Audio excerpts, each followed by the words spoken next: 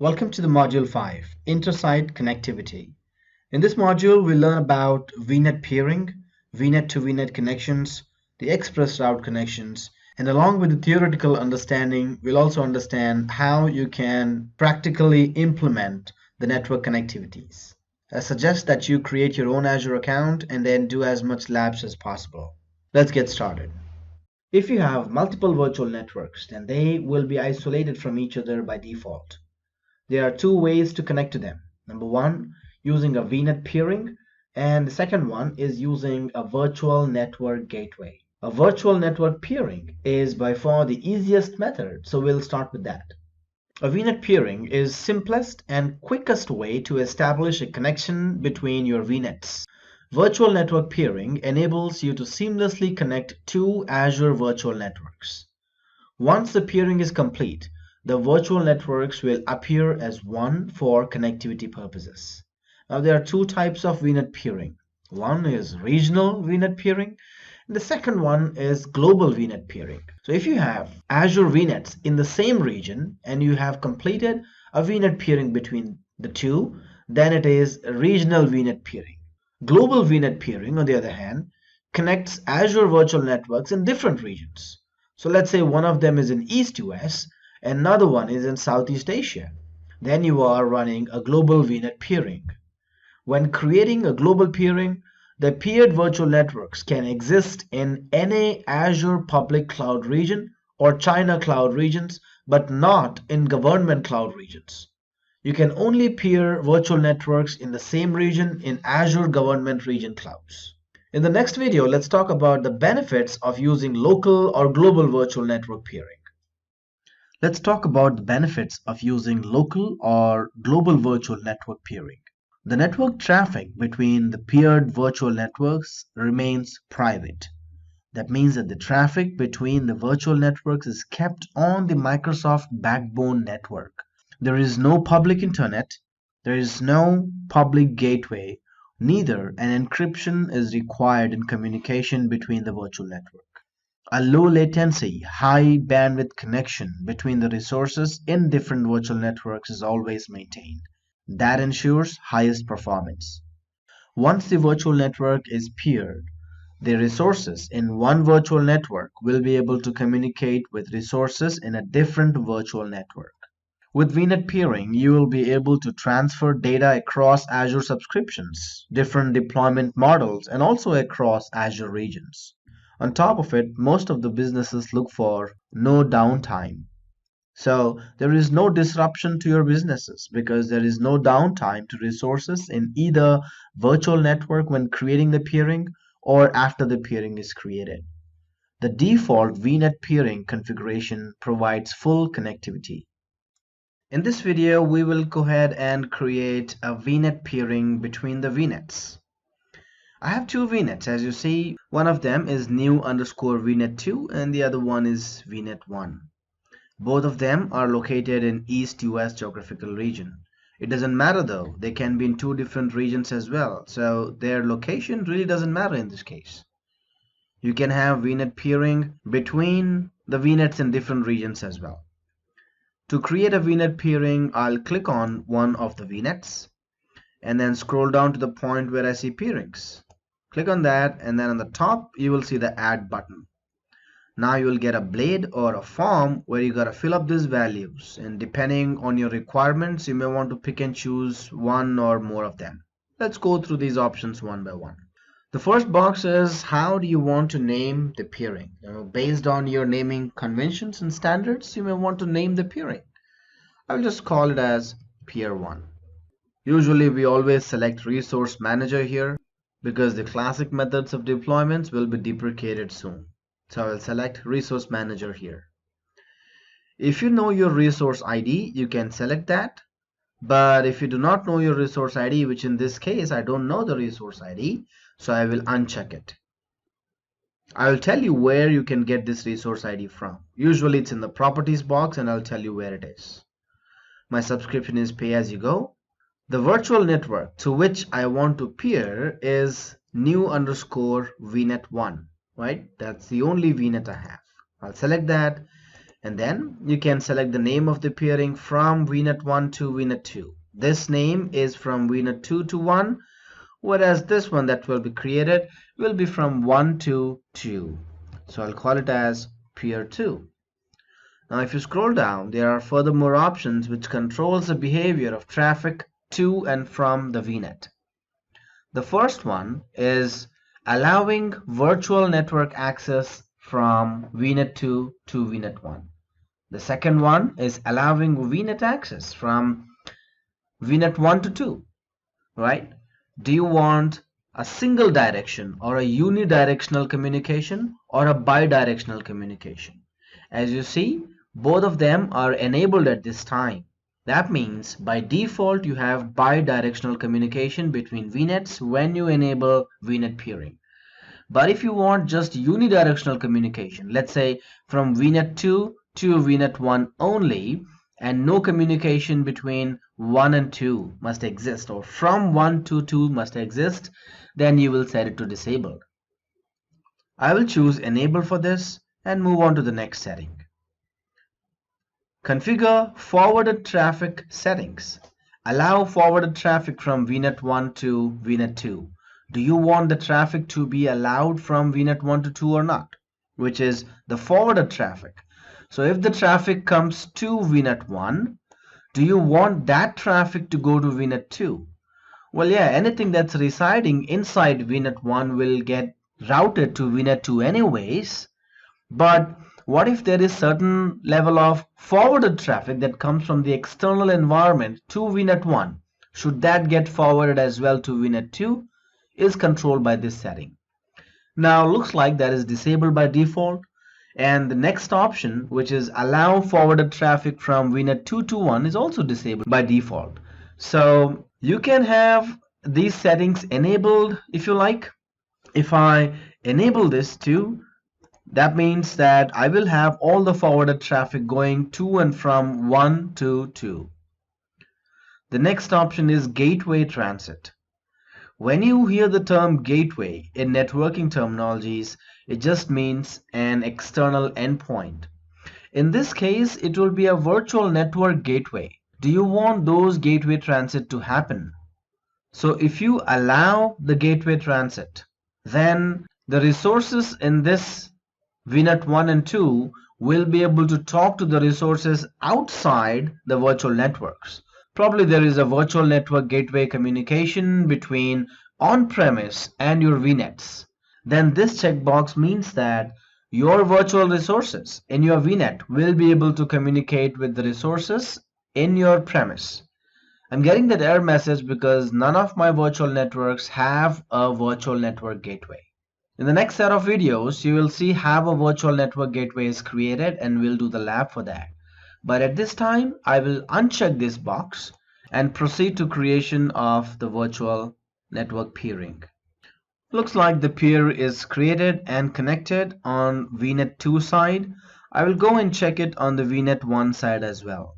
So I'll click on new underscore VNet 2, go to the peering section to see if the peer 2 is created. Looks like it is. That means I have a bidirectional peering created between the two virtual networks in East US. Now this is how simple it is to create a VNet peering between the virtual networks. Gateway transit. We just spoke about the gateway transit in the previous video. Let's talk about it with certain pictorial representations. When you allow gateway transit, the virtual network can communicate to resources outside the peering. For example, the subnet gateway can then let you communicate with a site-to-site VPN so that you can connect to on-premise network. That means in this case, VNet 2 can talk to on-premise infrastructure as well, because you have a site-to-site VPN connection from VNet 1 to the on-premise infrastructure. The same thing can happen from VNet 1 to other VNets, or a point-to-site connection which VNet 1 may have. In this case, the VNet 2 can talk to all those networks because VNet 1 has allow gateway transit enabled. So in these scenarios, gateway transit will allow peered virtual networks to share the gateway and get access to the resources. So all the traffic would then flow through the virtual network gateway.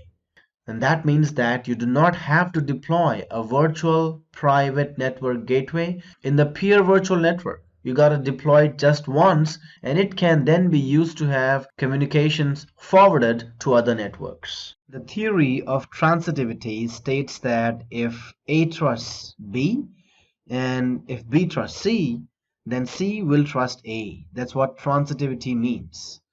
Now, VNet peering is non-transitive. That means that if you establish VNet peering between VNet 1 and VNet 2, and then you also establish another peering between VNet 2 and 3, then VNet peering capabilities do not apply between VNet 1 and VNet 3. However, you can leverage other mechanisms like user-defined routes and service chaining to implement custom routing that will provide transitivity. So if you would like to implement a hub and spoke architecture or overcome the limit on the number of VNet peerings per virtual network, then service chaining is the way to go.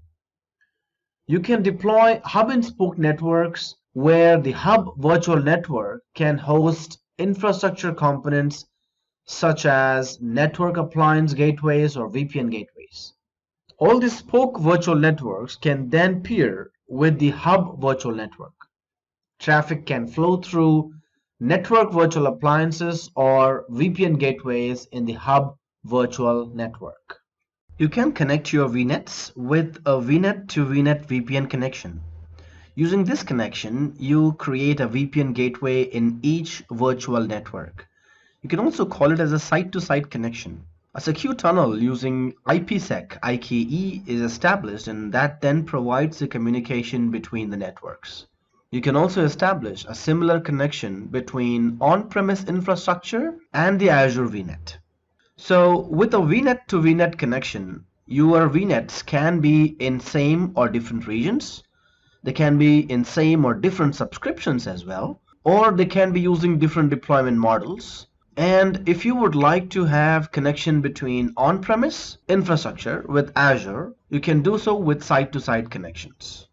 This site-to-site connection is possible with a virtual network gateway. So you need to have the gateway attached to the VNet, and that gateway will then route the traffic to and from your virtual networks. Let's get started with the creation of virtual network gateways. The first step is to select the network in which you want to create the gateway. So I'll select VNet 1 here and then click on subnets. Once you click on subnets, you will see a special entity called gateway subnet. If you want to create a gateway subnet, we must be creating a subnet specifically for the gateway. If you want to create a virtual network gateway, we must be creating a gateway subnet specifically for that appliance, which is the virtual network gateway. So our device, the virtual network gateway, will reside in this special subnet. It doesn't have to be big. You can keep it small as /28. That's fine. That will be 10.20.40.0/28. So I'm getting about 11 IP addresses with 5 Azure reserved addresses. That's fine. Now I'll just click on OK. Our gateway subnet is created.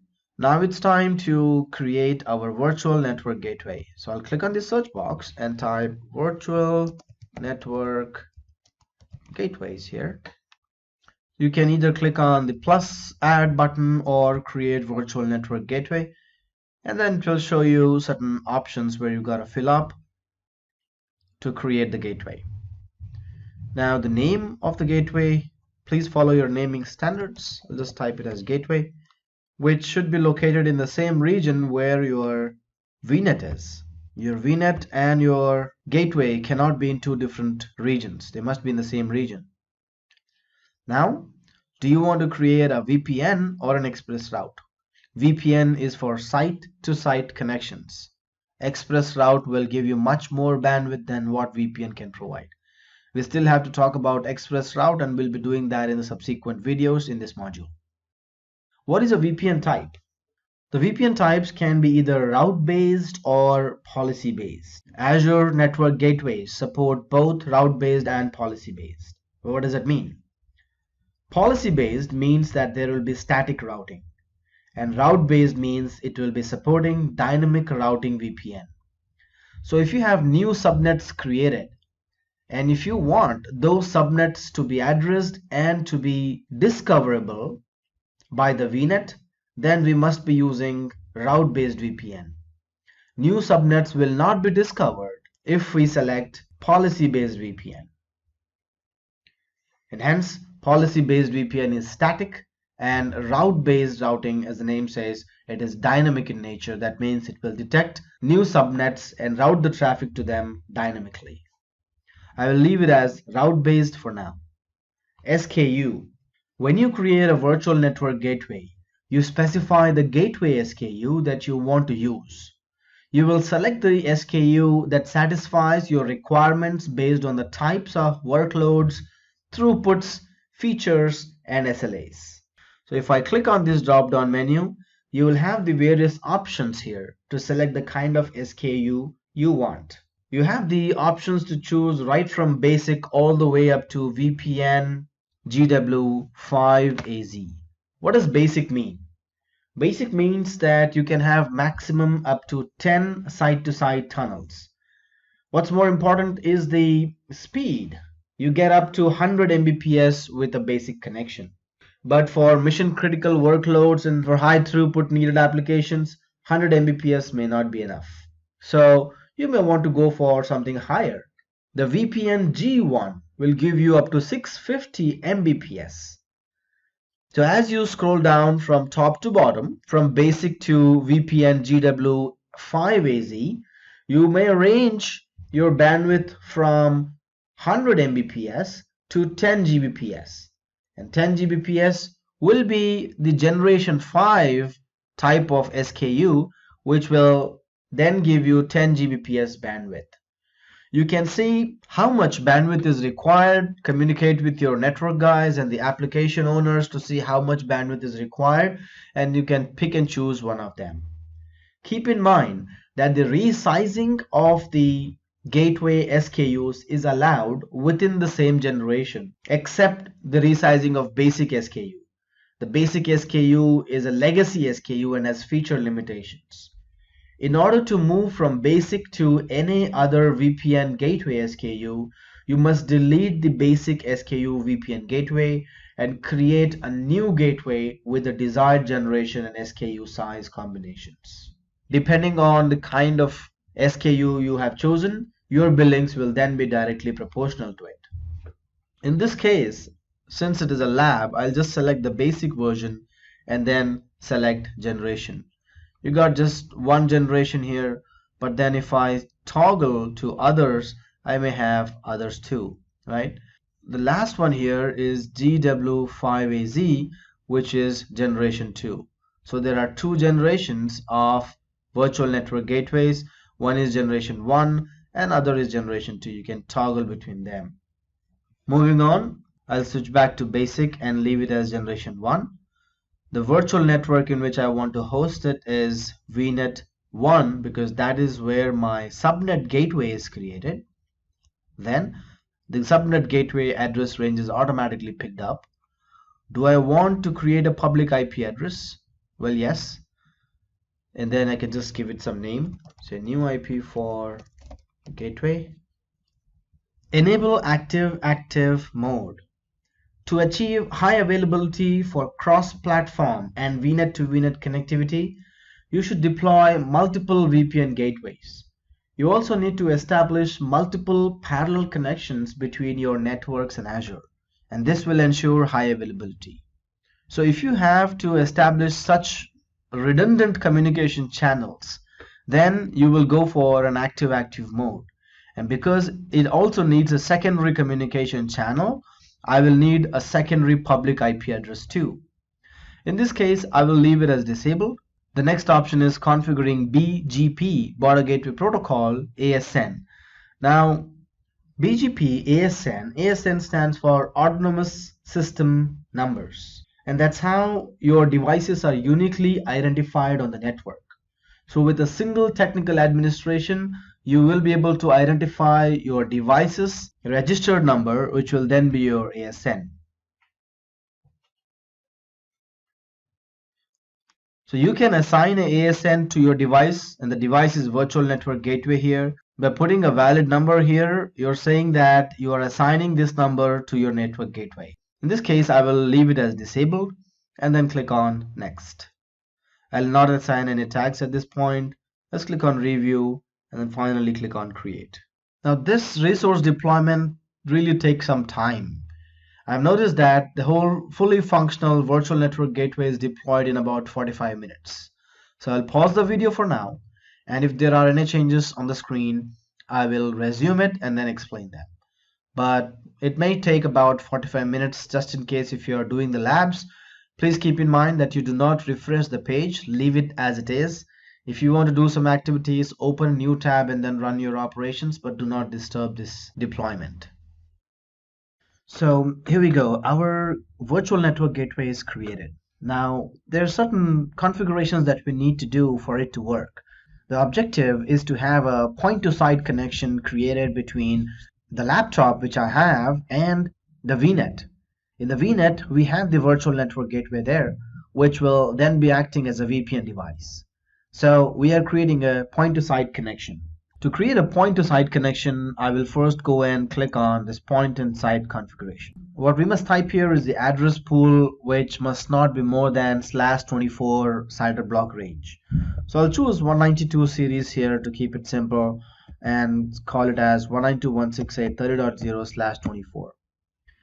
Now the next thing it's asking for is the root certificates. Yes, we will need certificates to encrypt the traffic.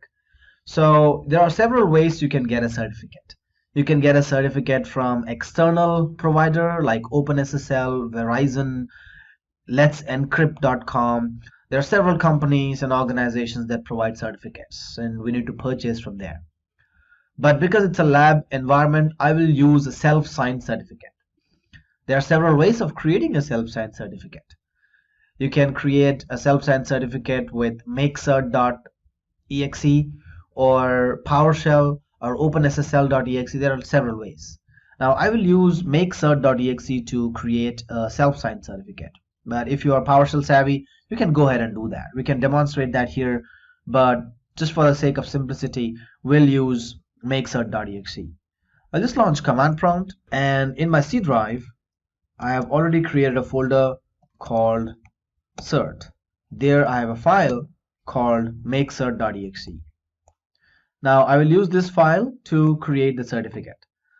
So there's a command that I have in my notepad here that I need to type in to create a certificate with the name Azure VPN root cert. So the name of the certificate is this. The length of the certificate is 2048 encrypted with SHA-1 algorithm. Eventually, the certificate will be named as Azure VPN root cert. Now this is what we gotta take it to Azure for encrypting the traffic. Now I'll just paste it on the command prompt to make sure that the certificate is created in my C cert folder. There you go. Hit enter, give it a minute, and then navigate to the folder and you will see a new file called Azure VPN root cert, right? You'll also find that in your certmgr.msc, which is certificate management store for user stores. Expand the personal store, and then under certificates, there is a certificate called Azure VPN root cert. There's a client cert as well. I just delete it because we don't need it for now. And what we have to do is export it. Yeah, click next. No, do not export the private key. And then select base 64 encoded. This is because if I select DER encoded binary, then the certificate will all be gibberish. We will not be able to read it. But with base 64 encoded, I'll be able to read it in a text format. So I'll click on next and then browse it to the same folder. Just to organize it, I'll keep it under the same folder called C cert and call it as root cert. Save it and let us proceed with the wizard. Finish it. Now if I go to the same path, I have this file called as rootcert.cer. What I gotta do is open this file with Notepad or Notepad++ better. And then the content of this will then be copied to Azure. I'll show that to you. Now I'll open Notepad++, Notepad++, there you go.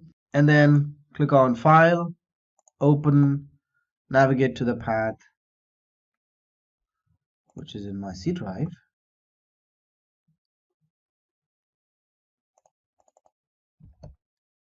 There you go. And the file name is rootcert.cer. Click on Open, and yeah, it's all is good.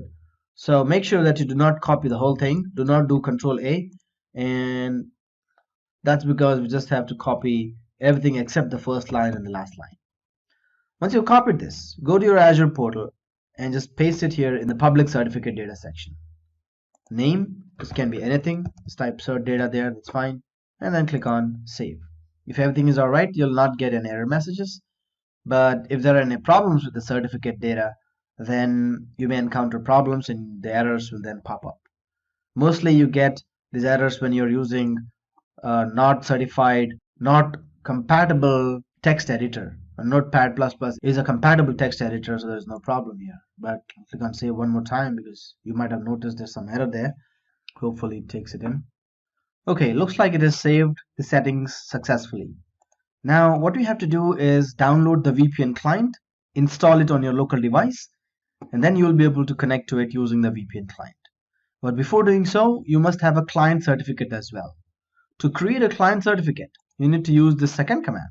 So I'm using the first certificate here, and from this I'm creating a client certificate. This one is a root certificate, and now what we are creating is a client certificate.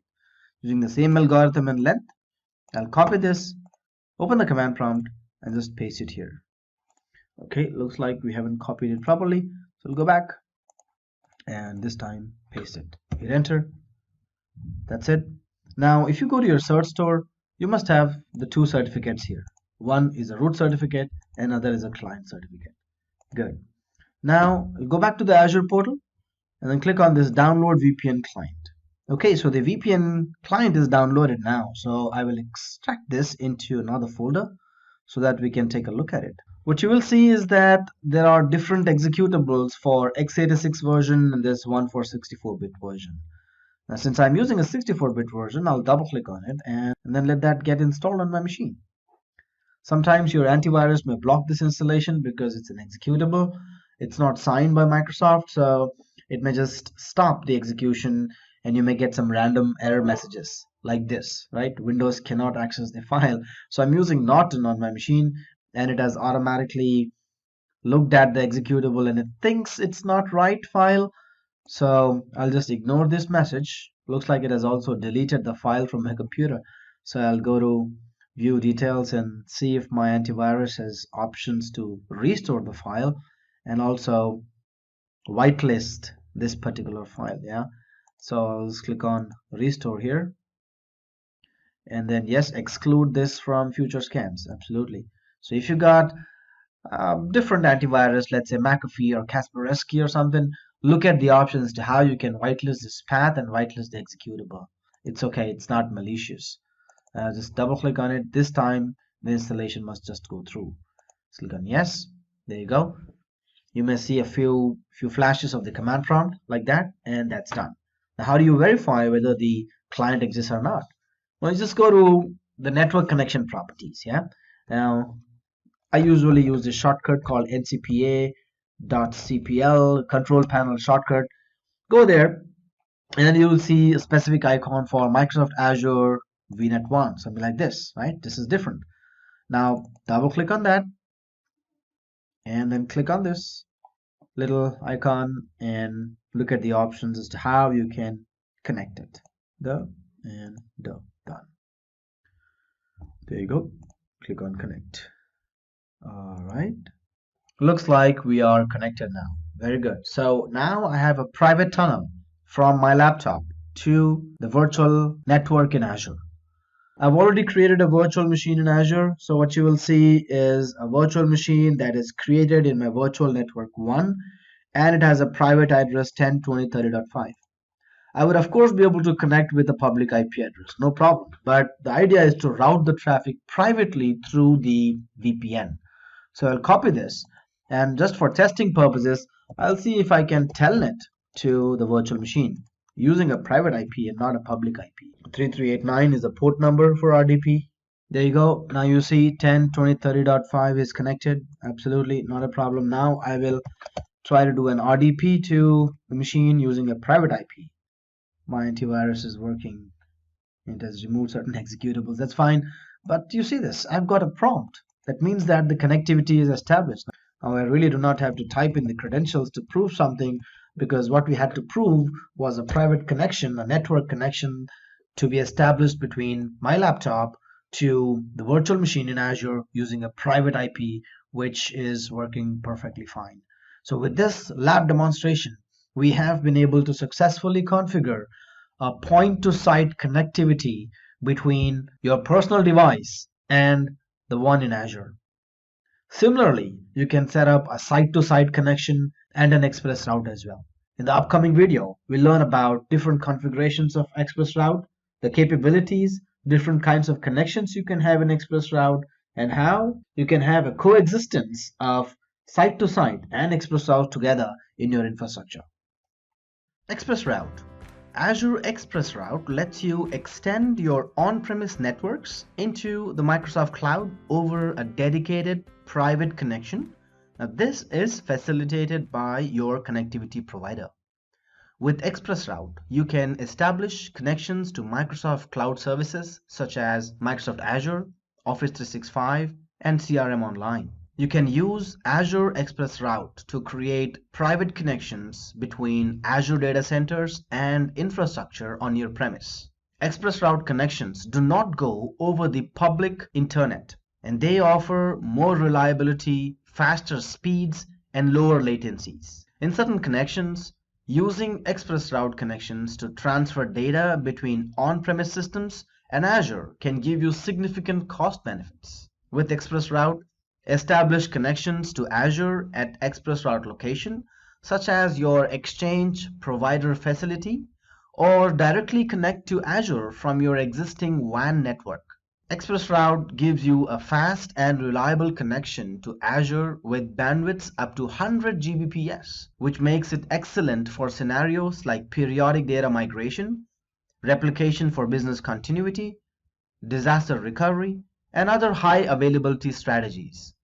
It can be a cost-effective option for transferring large amounts of data, such as data sets for high-performance computing applications, or moving large virtual machines between your dev or test environments in an Azure Virtual Private Cloud and your on-premise production environments. You will use Express Route to both connect and add compute and storage capacity to your existing data centers. You will get high throughput, and with high throughput and fast latencies, Azure will feel like a natural extension to or between your data centers. So you can enjoy the scale and economics of the public cloud without having to compromise on network performance. Express Route provides you predictable, reliable, and high throughput connections, so you can build applications that span on-premise infrastructure and Azure without compromising privacy or performance.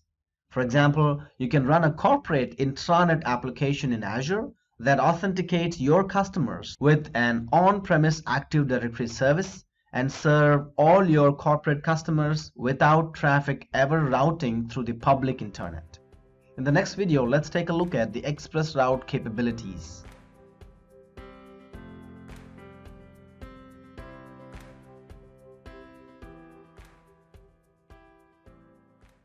Express Route is supported across all Azure regions and locations. The map here provides a list of Azure regions and Express Route locations. Express Route locations refer to those where Microsoft peers with service providers exist. You will have access to Azure services across all regions within a geopolitical region if you are connected to at least one Express Route location within the geopolitical region. Let's take a look at benefits of using Express Route. Microsoft uses BGP, which is Border Gateway Protocol, That is an industry standard dynamic routing protocol. BGP is used to exchange routes between your on-premise network, your instances in Azure, and Microsoft public addresses. We establish multiple BGP sessions within your network for different traffic profiles. Each express route circuit consists of two connections to two Microsoft Enterprise Edge routers. Microsoft requires dual BGP connection from the connectivity provider. Express route connections enable access to the services like Microsoft Azure services, Microsoft Office 365 services, and Dynamics 365. Office 365 was created to be accessed securely and reliably via Internet. So Express route requires Microsoft authorization. You get connectivity to all regions within a geopolitical region. That means that you can connect to Microsoft in one of our peering locations and access regions within the geopolitical region. For example, if you connect to Microsoft in Amsterdam through ExpressRoute, you will have access to all Microsoft cloud services hosted in Northern and Western Europe. You can enable ExpressRoute Premium add-on feature to extend connectivity across geopolitical boundaries. For example, if you connect to Microsoft in Amsterdam through ExpressRoute, you will have access to Microsoft cloud services hosted in all regions across the world. You can enable ExpressRoute Global Reach to exchange data across your on-premise sites by connecting your ExpressRoute circuits. For example, if you have a private data center in California which is connected to ExpressRoute in Silicon Valley and another private data center in Texas connected to ExpressRoute in Dallas with ExpressRoute Global Reach, you can connect your private data centers together through two ExpressRoute circuits. Your cross data center traffic will traverse through Microsoft network. What are the bandwidth options we have? Well, you can purchase express route circuits for a wide range of bandwidths from 50 Mbps to 10 Gbps. Make sure that you check with your connectivity provider to determine the bandwidths that they support. On top of it, you have flexible billing models. So you can pick a billing model that works best for you. You can choose between unlimited data, metered data, and express route premium add-on. What is unlimited data? So with unlimited data, billing is based on a monthly fee. All inbound and outbound data transfer is included free of charge. With metered data, billing is based on a monthly fee and all inbound data transfer is free of charge. Outbound data transfer is charged per GB of data transfer. Data transfer rates vary by region. With Express Route Premium add-on, this add-on includes increased routing table limits, increased number of VNets, global connectivity, and connections to Office 365 and Dynamic 365. There are certain FAQs of ExpressRoute that are presented in this document.microsoft.com, and it is recommended to go through these certain facts when in doubt. Let's go through ExpressRoute connections in the next video.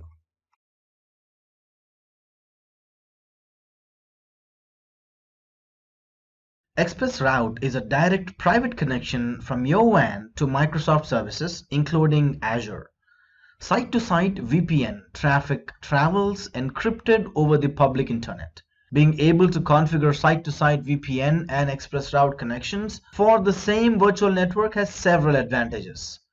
You can configure a site-to-site VPN as a secure failover path for ExpressRoute, or use site-to-site VPNs to connect to sites that are not part of your network but probably are connected through ExpressRoute.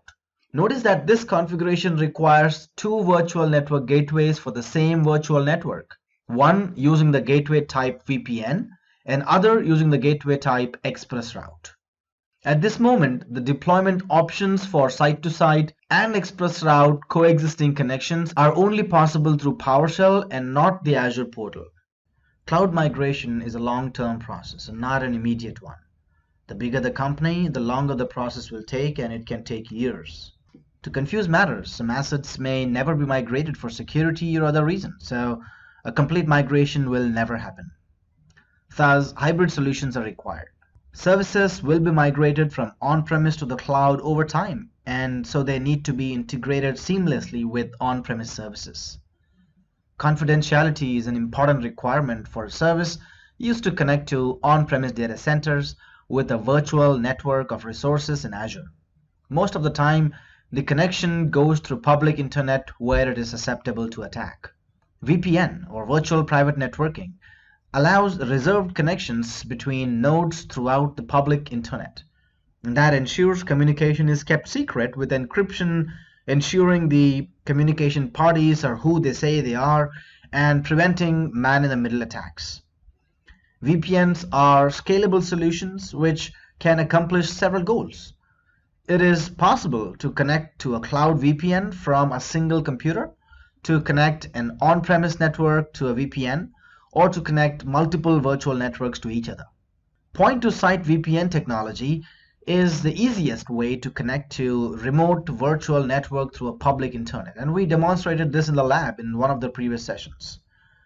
To do this, all you have to do is install a software on the client PC that will connect with the VPN. So that software, in this case the VPN client, guarantees a secure, encrypted connection to the cloud resources as if they were on the same physical network as the PC. Point-to-site VPN technology is a practical solution only when few users need to connect to the VPN. Typical scenarios would be remote administration or troubleshooting. Also, it's a good solution during development for remote workers or debugging sessions. It is not the best solution when the number of connections start increasing or when an entire network needs to reach the remote network. A remote point-to-point VPN gateway has limitations except more than a specific number of connections and can be difficult to manage as every connection has to be defined independently. That's when a site-to-site VPN comes in, and this is a single private connection from an on-premise network to the remote virtual network over the public internet. This projects an entire on-premise LAN to the remote Azure virtual network. The single connection is shared among all the on-premise nodes across the remote endpoints. You would need a hardware appliance that can be used to build up a site-to-site VPN. And keep in mind that not all networking appliances like consumer routers would support site-to-site VPNs, so a network upgrade may be required. There is also a possibility of using software appliances installed on a server inside the LAN. For example, Windows Server has a routing service to connect the LAN to the VPN. Now, there can be issues with respect to quality and reliability of the public internet connection. In general, it is not possible to guarantee internet performance, especially if corporate demand increases. There are too many issues not under the company's control. So instead, you will use ExpressRoute. ExpressRoute is a private connection for an on-premise data center to Azure data center.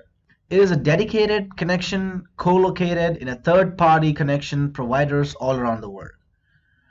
Traffic does not travel in the public internet, but it is kept private to ensure reliability, faster speeds, lower latencies, and security. SLA is guaranteed by redundant connections to Microsoft Edge network. Different performance levels can guarantee from 50 Mbps to 10 Gbps throughout the network service provider or exchange provider. The key factor here is that the connection is not public and can reach high level of security and reliability. Performances are ensured by layer 2 or layer 3 Ethernet connections between on-premise network node and the Microsoft cloud endpoints. Connectivity can be in any form. ExpressRoute is ideal for data storage access, backup, and disaster recovery. It is also preferred to connect to Office 365 or Dynamic CRM services solutions. It is not a service useful or cost-effective for everyone. It can become convenient when you have frequent big data transfers on a daily basis. As ExpressRoute is the most expensive solution for providing connections between on-premise data center and Azure, it should be analyzed well and tested. If site-to-site VPN connection is enough for the company, then you probably may just settle down with site-to-site VPN. There is a possibility of needing to create multiple virtual networks for security or for performance reasons. In any case, two virtual networks, even in the same data center, should be considered as two virtual networks that need to establish reliable communications through the public internet. In that case, we require that the two VPN gateways allow intra-region traffic among own virtual networks. That is a scenario for VNet to VNet VPN solutions. This ensures multi-region availability of cloud infrastructure, and there are many different scenarios for this, such as SQL Server always on high availability, or this can be useful for distributing geographically distributed partitions in NoSQL solutions deployed on virtual machines connected to different virtual networks. If you need to access virtual networks from multiple on-premise sites, such as when a company has multiple geographically distributed physical locations, then you need to share a connection to the same Azure virtual network. This network configuration is commonly known as hub and spoke topology. With this, we conclude this video, and then we understood when to use a point-to-site, a site-to-site, and an express route. When it comes to Azure, networking is one of the core components, and that makes understanding virtual networks worthwhile. So the next question is, what next? In order to master something, it's important to get your hands dirty. If you didn't follow along with the demos, I recommend trying it out yourself. You don't need to build out the same thing that I did. However, build something. Start with something simple and begin increasing the complexity. I hope you found the module useful. I would always love to hear the feedback from you. It doesn't matter if it has to be positive or negative feedback, because hearing from you helps to shape future content. You can reach out to me in different ways. I'm on LinkedIn and on different community forums. I hope to hear from you. Let me know what you like about the course and what you don't like. What sort of content would you like to see in future? Thank you, and thanks for watching.